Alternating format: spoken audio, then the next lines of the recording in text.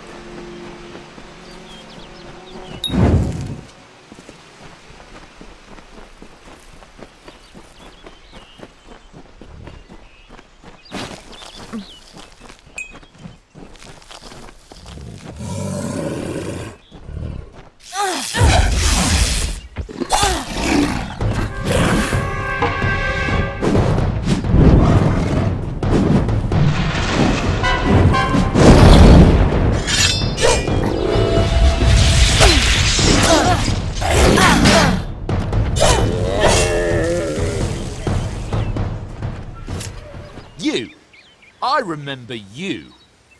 You're the one? How did you come back? How did you find me here? When I saw you with Edsel in the well, I ran. But it wasn't because I was afraid. I was coming to report that Hughes's experiment had succeeded. The Well of Souls is bigger than just one gnome's pet project. My contact pays well for information about its progress. I just send reports to make some money on the side. But I don't know how the Tuatha found out. This has nothing to do with them. I never wanted anyone to get hurt. I promise you, if I knew who it was, I'd tell you. Sharing research is one thing, but academic sabotage is a crime.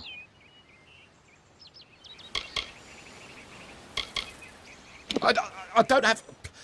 Okay, here. It's all I've got, plus what I got paid for the information. I don't want any part of this. I'm going home to Odessa.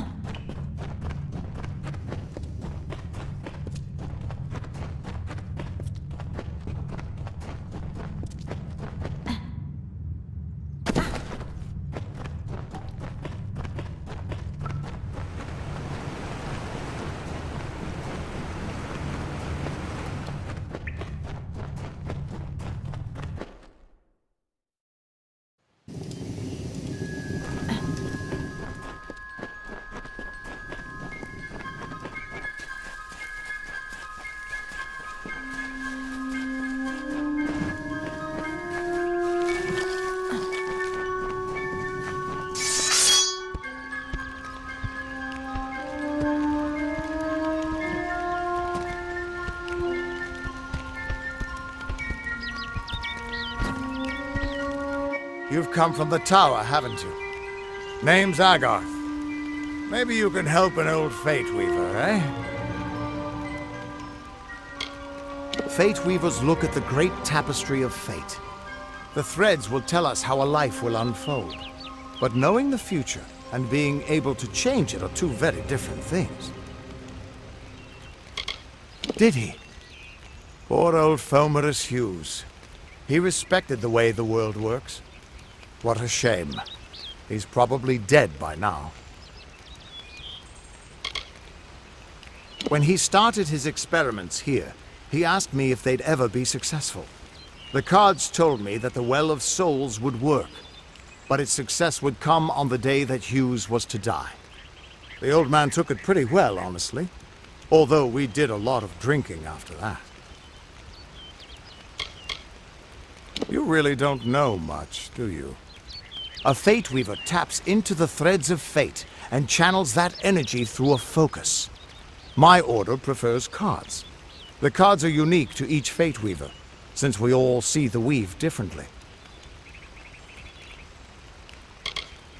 I suppose I could spare a little help in memory of Hughes, or in celebration of his success. Whichever.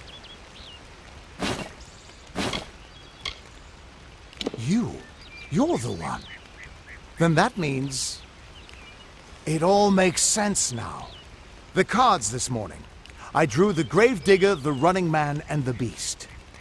Prepare yourself. They're coming.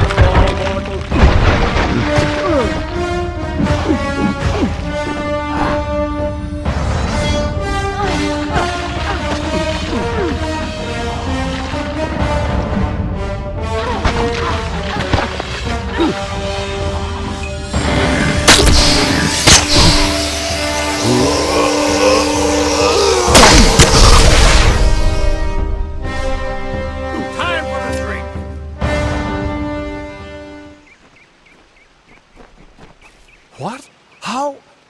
What are you? The threads of fate. I've seen them before, but I've never seen anyone manipulate them like that.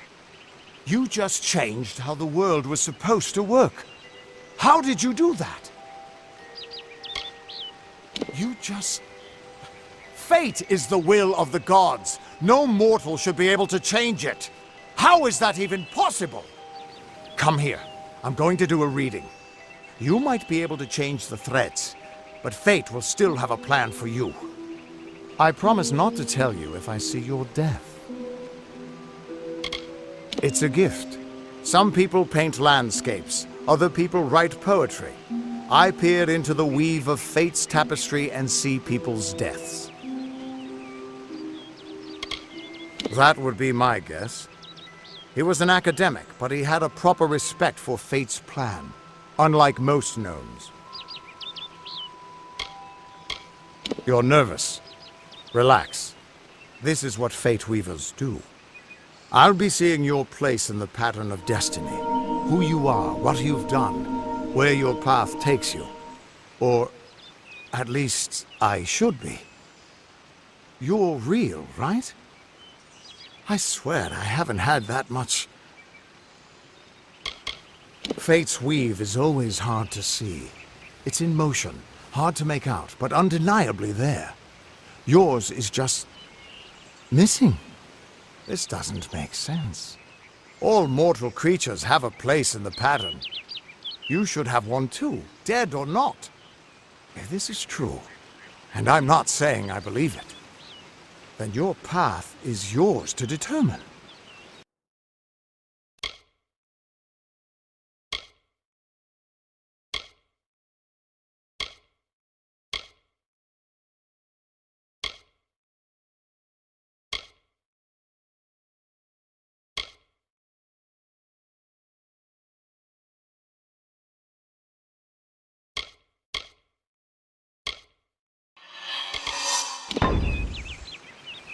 I can see the threads around you, but they're shifting, changing so rapidly, I can't make sense of them. Normally the threads would guide my hand to the cards, and I'd use those cards to see your pattern in the weave. But it just didn't happen. They wouldn't focus. So either there's something wrong with me, and there isn't, or there's something very wrong with you. It could mean nothing, or it could mean everything. The world is changing. You might be a sign of that, or maybe the cause. I've never had a reason to doubt my own readings, but we should consult with Arden. He's not a friend, but he's got a good eye for the tapestry. I'll meet you at his home to the east. I'm going to see if I can be of any help to the wounded at the tower. Once I was Agarth the Unyielding, the Blade of Avgrum. I wrestled the Colossus Priestess and declined knighthood by the High King of the Fae. I was a hero of men, but that wasn't enough for me. I joined the Fate Weavers, hoping to find a way to conquer destiny itself. Turns out fate is the one thing I couldn't fight. You can find Arden's little cottage in the middle of Joven. Had to move there when he got run out of town. He's a damned good Fate Weaver, but that doesn't make you very popular. Especially not in dark days like these. We are all threads in the tapestry of fate, measured, woven, and cut according to a great plan. Fate Weavers undertake the task of reading those threads. Our title always was a bitter lie, since we have no control over how that tapestry is woven. But you do. And when a Fate Weaver looks at your place in the weave, we see only the shapes of what you may choose to become. We are all threads in and when a Fate Weaver looks at the Fate Weavers were once a great, unified order of sages from all the mortal races. We foretold the destinies of kings and gods. But that power takes a toll. Nobody likes bad news, and all the news in the world is getting worse. The order splintered long ago. Now the old traditions are all but lost. And all I foretell is the fate of my beer. And I see it being empty soon. Hughes was always an odd one. Curious and determined as any of his kind, sure. He never shut up about his work. But he always knew what was important. He didn't worry about dying as long as he knew he'd get the well working.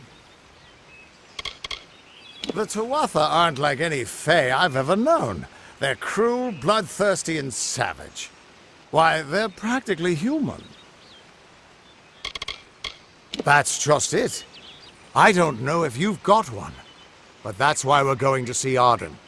He lives in a little hut to the east in Yulven. I'll meet you there. What could this all mean?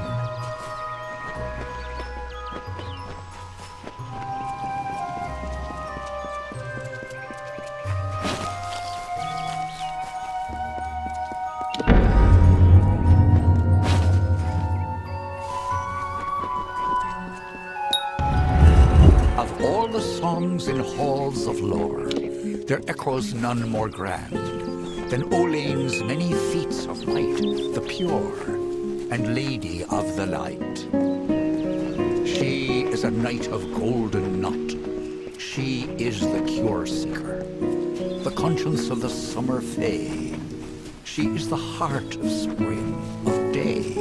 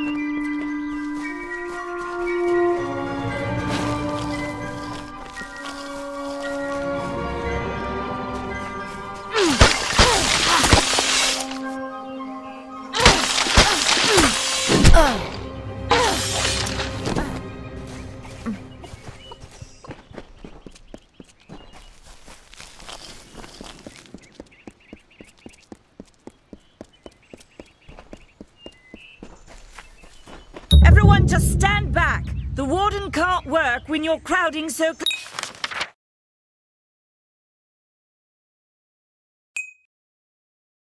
close. Go back to your business. Go on. Hello.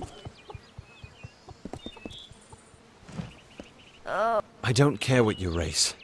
It's a tragedy whenever anyone's savage like this. Just look at the poor creature. He's been beaten to the brink of death. The Fae may be strange, but they certainly don't deserve this.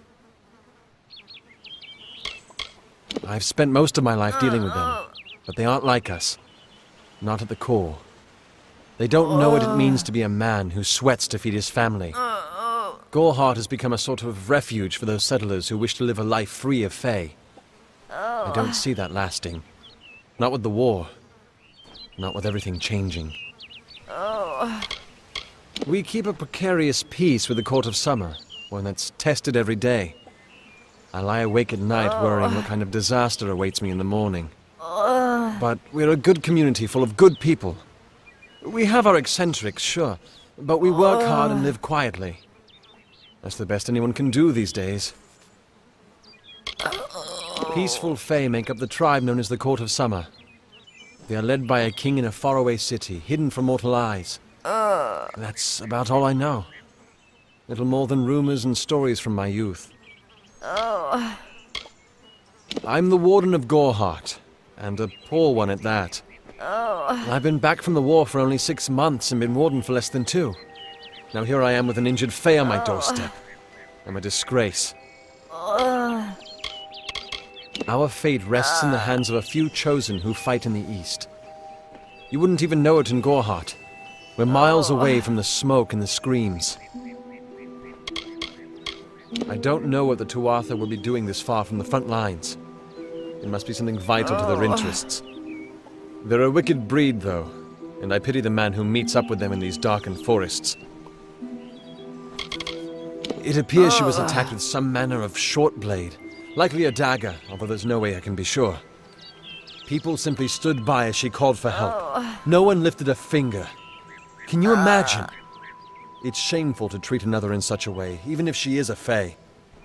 I don't know whether we possess the knowledge to treat such a wound. Frankly, I don't even know if I could save a mortal with such grievous wounds. It's difficult to say. We've been plagued by the Red Legion for days, but it's not their way to go after the Fae in the area. They like their targets mortal. In case you haven't heard, there have been some Tuatha sighting in the woods to the west, so that's also a possibility. It's unlikely, though. Well, you're the only one. With all the troubles we've suffered in this village, people are weary of adversity. They'd rather just ignore it. I'm going to suggest something a bit untraditional. There's a Fae named Eri. She spends her days up on the hill overlooking the village. Seek her wisdom. I would do it, but I'm a coward. That's the truth. Perhaps a Fae will know how to heal a Fae. If not, then we're back where we started. She spends her days in the precipice overlooking the village. She doesn't think we're aware of her presence, but we most certainly are. I've seen many bandit clans in the Crystal War and back home, but these men are a particular breed. They like their victims weak and bloody. The Red Legion has been a presence in the area for several weeks now. Our people are scared to show their faces after dark. Hope you stay in town. You picked the wrong village, friend. Greetings.